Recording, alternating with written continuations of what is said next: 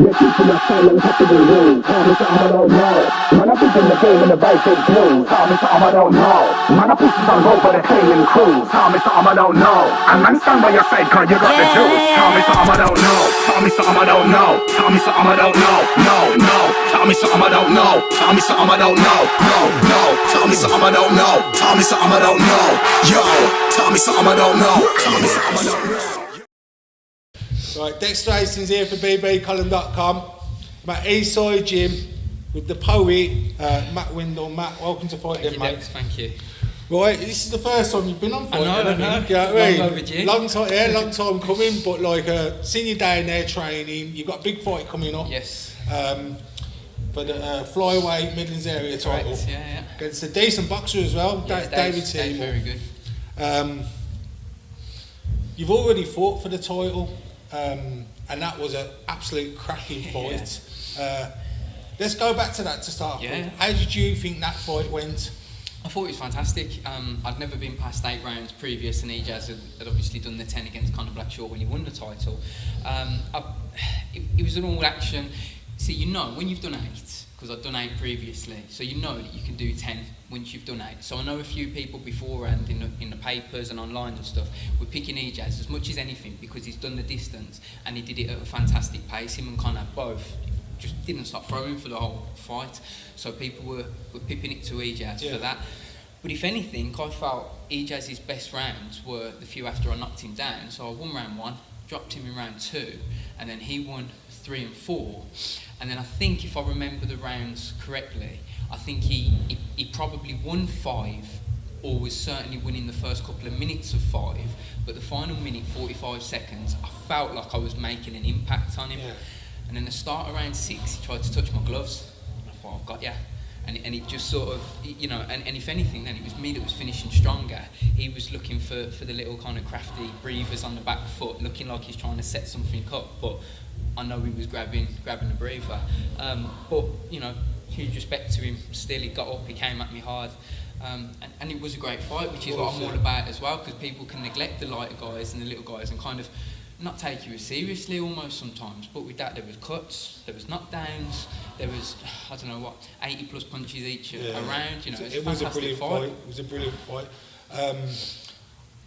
I'm thinking back to that, and I think do you know what? I'm quite with you that you finished stronger, and I think I might have had you edging it, but it was a 50-50 fight, very close. If although I feel I won kind of full stop, if the referee would have given it by a point or so, or a draw, which meant he would have won 6-4, but the knockdown made it a draw, I'd have found a reason to excuse it.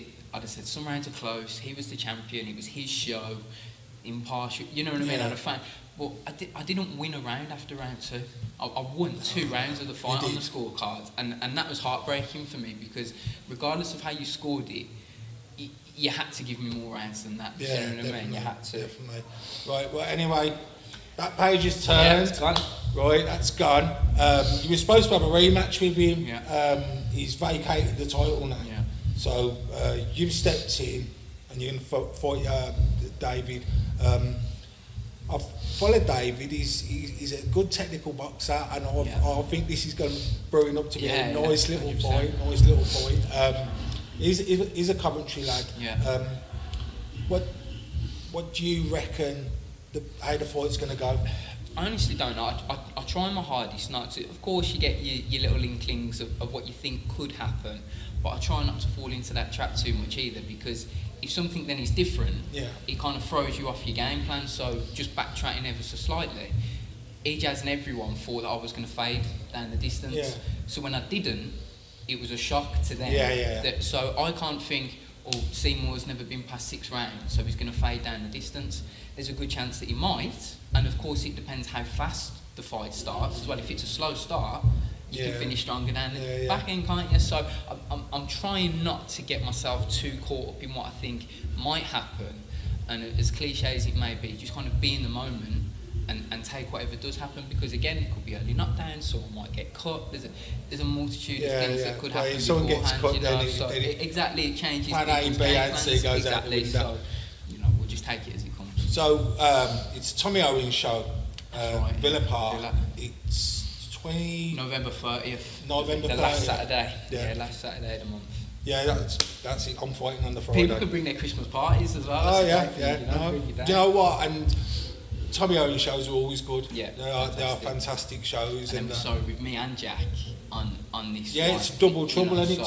Two 10-round title fights. Yeah, it's going to be a good show. It's going to be well worth going to see. But what's your prediction? Let's go down. I'm going to nail you down. Yeah, you know what I mean, I'm going to say I'll win.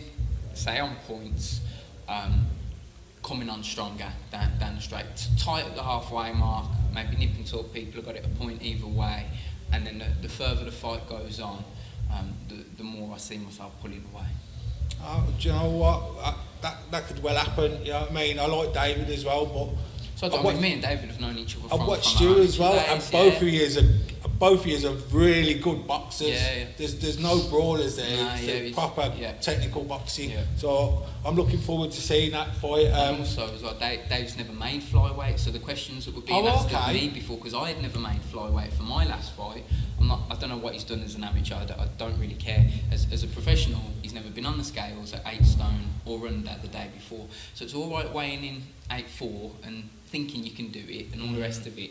But it's still difficult to get those last few pounds. Do you know what I mean? That can be different. So we'll see that also plays a part on how the fight goes as well as how he does the weight. Yeah, you're thinking man boxing there. You know what I mean? No, it's good. Like, you're also a poet as well. I've seen a couple of your stuff on social media, and I'm quite impressed. Thank you. Is that what you do for? Yeah. So predominantly, I visit schools, get children, teenagers, young people writing, help prepare them for their GCSE exams. Just try and make it a little bit more cool and accessible for them, a little bit easier to understand and enjoyable for them. Because I think fun is a massively underrated term in anything. Yeah. You know, if you enjoy training, you'll train better. If you enjoy learning, you'll learn better, and so on and so forth. So I just try and make it fun so that they're learning things, but sometimes it's even more in their subconscious, and then they'll come to doing the technical bits with their teacher a week or so down the line, and they'll go, isn't that what I did with that poem before? Yeah. And just try and make, I didn't have the greatest of times at school. I wasn't bullied or anything like that, but it's just mainstream school. I got excluded, had to go through schools.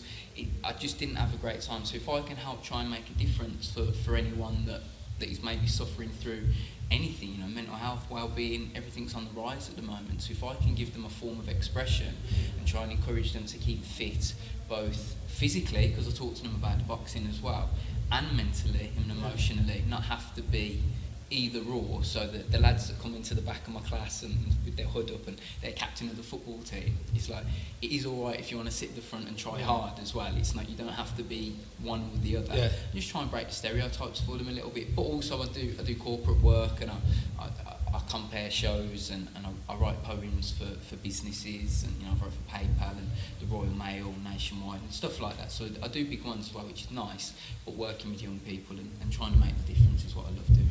That's brilliant, mate. Have you got anything to say to all the people that follow you and your sponsors? Of course, yes. I just want to say a massive thank you to everyone that's bought tickets already for the show. You know it is, as you're getting closer to Christmas and everything, everyone will get in touch with me the last couple of weeks and, have you got any tickets left? Have you got any tickets left? But there's a good sort of 70 people or so at the minute that have already had tickets off me, so I really appreciate that, because I know coming in close to Christmas, for asking you to put your hand in your pocket to come and support me. So I'm very, very thankful. Rick Lovell at Achieve Physiotherapy as well. He always helps me out with Alice there as well. So if I just get any niggles or sort of like, oh, have you got anything? He's like, oh, I'm fully booked, but let me kind of try and squeeze you in here somehow. So yeah, massive thank you to everyone that supported me. And I think after Selby, I'm the second oldest flyweight in the country. So, without tempting anything, I don't know how many years I'm 30 next year. So I don't know how much longer I'll be asking people for their ticket money for. Yeah. So I appreciate it while it lasts. Everybody, Matt Windle, Matt. Thanks, Dex. Thank you very much. Wicked, man. Well, breaking Matt Windle in. First time he's been on Welcome to Fightden. Just glad I run into him. Seen him sparring today. He's looking good. Getting ready for his fight. the Double Trouble one, 30th of November. Big one down down Villa Park for Tommy Owens Promotions. 2 big title fights, Midlands area title fights. Matt's taking on David Seymour, who is a talent in himself. Like Matt touched on, he hasn't gone past 6 rounds yet. Has he ever been at 8 stone in the professionals? He hasn't. So let's see what that will do to him. But I've followed David's career since he started, and I've been very impressed. He's had his ups and downs, but I think they've really got things going for him. He wants this, but I know Matt's been there already. He had the disappointment of losing this title, so he's kind of going in with a purpose of this time he's going to win it. Going to be a good fight, really good fight. Looking forward to watching it on the stream, because unfortunately I can't be there, but I wish I could be. But I'll have someone there taking pictures, and it's going to be a cracking night. So if you've got nothing to do on the 30th, or you love boxing, that'll be the place to go. And I wish both boxers all the best. Yeah, people are saying untouchable rules. Tell me something I don't know. Man, I think in the game and the bike is blue. Tell me something I don't know. Man, I push it on go for the cleaning crew. Tell me something I don't know. And man, stand by your side, cause you got the juice. Tell me something I don't know. Tell me something I don't know. Tell me something I don't know. No. Tell me something I don't know. Tell me something I don't know. No. Tell me something I don't know. Tell me something I don't know. Yo, tell me something I don't know.